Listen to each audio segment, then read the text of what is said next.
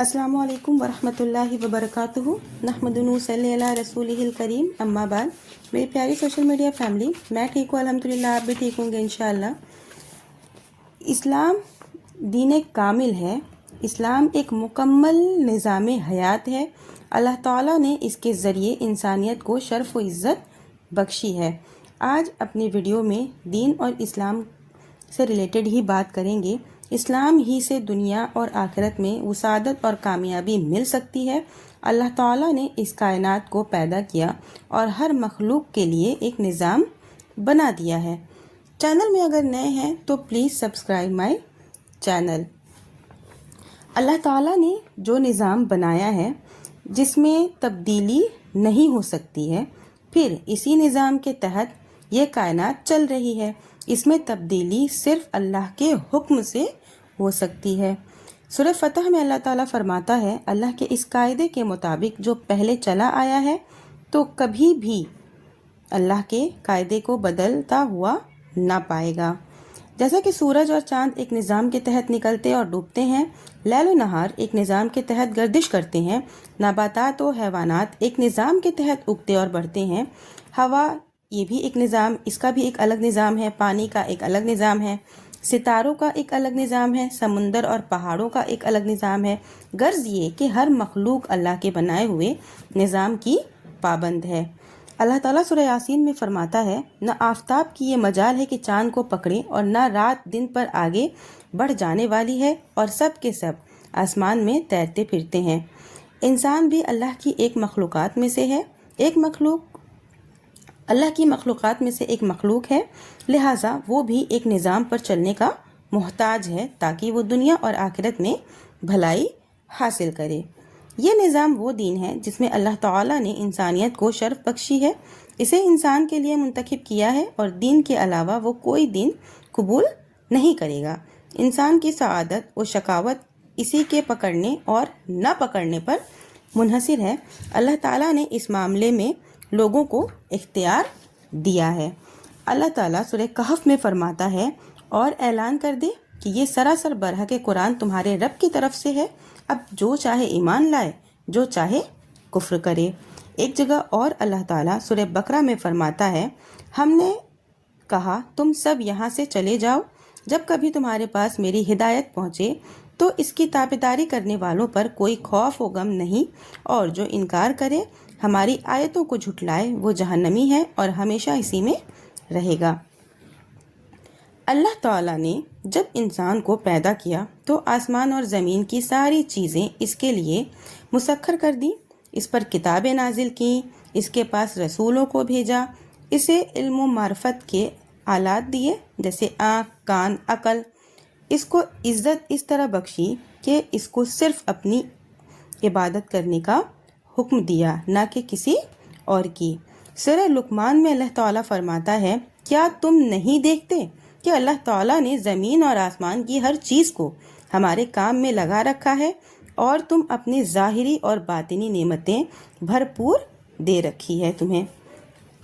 اللہ تعالیٰ سورہ نحل میں فرماتا ہے، اللہ تعالیٰ نے تمہیں تمہاری ماؤں کے پیٹوں سے نکالا ہے، اور اس وقت تم کچھ بھی نہیں جانتے تھے، اسی نے تمہارے کان، آنکھ اور دل بنائے تاکہ تم شکر گزاری کرو۔ سورہ نحل میں ہی اللہ تعالیٰ فرماتا ہے، ہم نے ہر امت میں رسول بھیجا کہ لوگوں صرف اللہ کی عبادت کرو اور اس کے سوا تمام معبودوں سے بچو۔ اللہ تعالیٰ نے بے شمار نعمتیں دے کر اپنے بندوں پر احسان کیا ہے۔ ان میں سب سے بڑی نعمت اسلام ہے، جس کو اللہ تعالیٰ نے حضرت محمد صلی اللہ علیہ وسلم کے ذریعے تمام لوگوں تک پہنچایا ہے۔ اسلام دین کامل ہے۔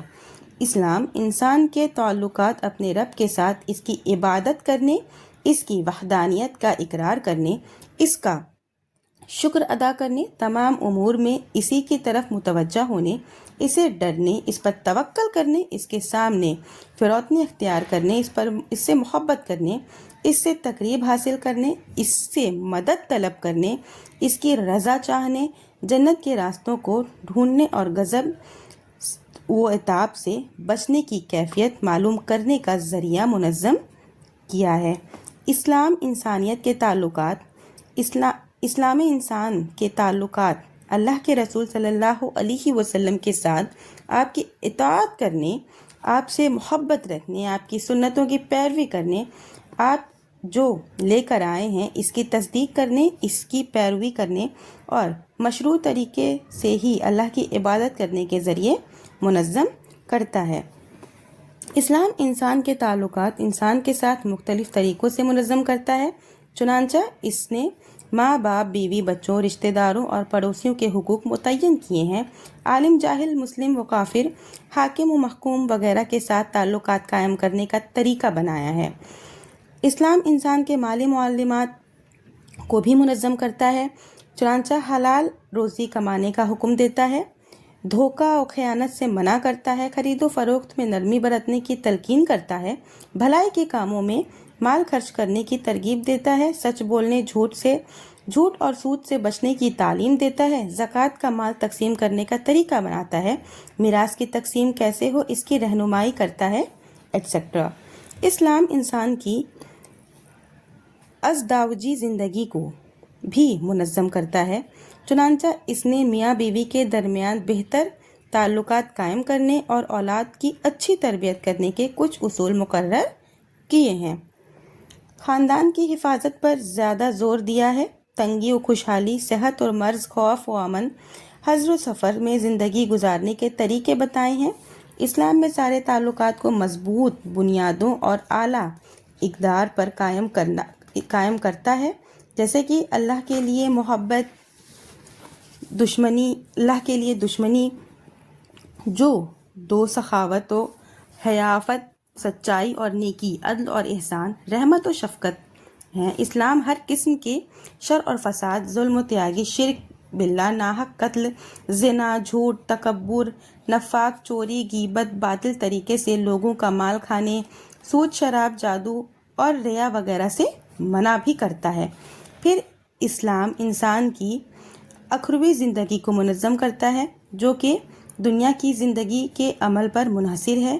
پس جو شخص ایمان اور عمل صالح لے کر آئے گا وہ جنت میں جائے گا، اسے اللہ کا دیدار حاصل ہوگا اور وہ جنت کی نعمتوں سے لطف اندوز ہوگا، جس کو نہ کسی آنکھ نے دیکھا، نہ کسی کان نے سنا اور نہ کسی دل میں اس کا خیال آیا کہ وہ ہمیشہ ہمیش جنت میں رہے گا۔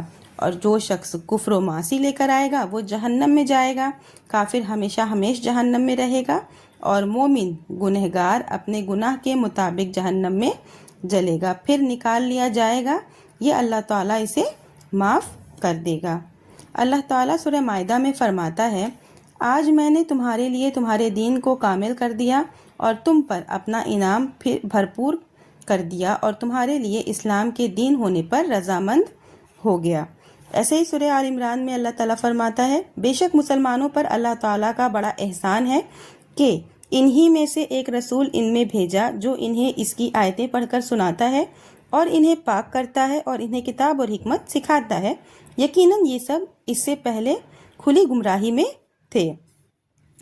سورہ مائدہ میں اللہ تعالیٰ فرماتا ہے، تمہارے پاس اللہ تعالیٰ کی طرف سے نور اور واضح کتاب آ چکی ہے، جس کے ذریعے اللہ تعالیٰ انہیں جو رضائے رب کے در پہ ہوں سلامتی کی راہیں بتلاتا ہے اور اپنی توفیق سے اندھیروں سے نکال کر نور کی طرف لاتا ہے اور وہ راہ راست کی طرف ان کی رہبری کرتا ہے۔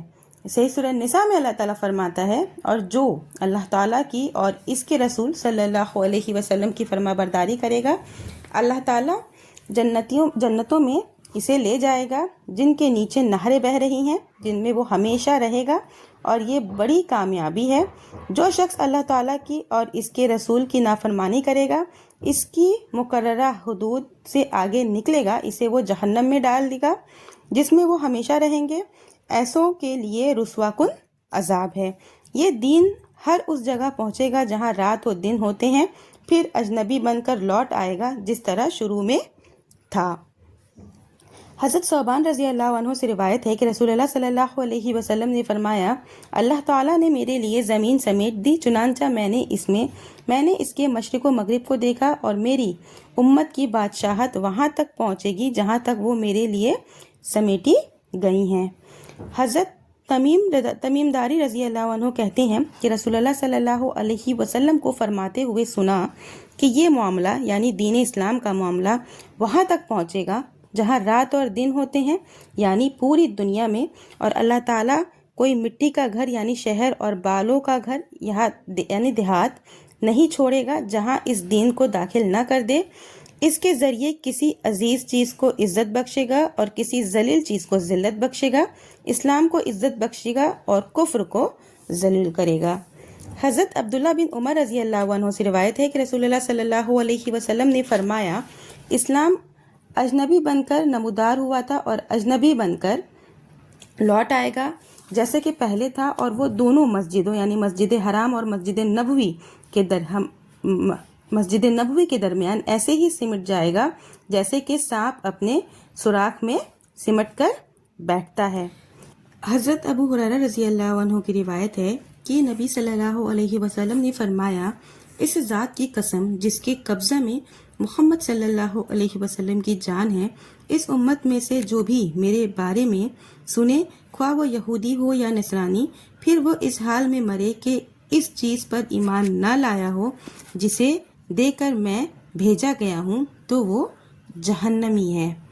تو اس ویڈیو کا بتانے کا مطلب، آج کا ٹاپک سمجھانے کا مطلب یہ ہے کہ ہمیں اللہ کی ذات پر کیسے یقین کرنا ہے اور کیسے ہمیں رسول اللہ صلی اللہ علیہ وسلم کے بتائے ہوئے راستے پر چلنا ہے، اور یہ کتنا ہی ضروری ہے۔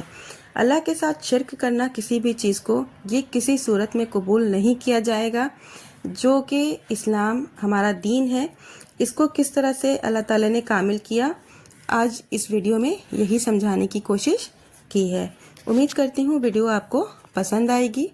آخر میں اللہ تعالیٰ سے دعا ہے، اے اللہ، ہم تمام انسانوں کو، مومن مسلمانوں کو دین اسلام کو صحیح طریقے سے سمجھنے اور محمد رسول اللہ صلی اللہ علیہ وسلم کے بتائے ہوئے راستے پر چلنے کی توفیق دے۔ اے اللہ، ہر اس شخص کو سکون عطا فرما جو اپنی حالت کسی کو بتانے سے قاصر ہے۔ اے پروردگار، تو ہر انسان کے روح کے اندر کی اذیتوں کو جانتا ہے، ہر بے سکون دل کو سکون عطا فرما اور اپنی خاص رحمتوں سے نواز دے۔ آمین۔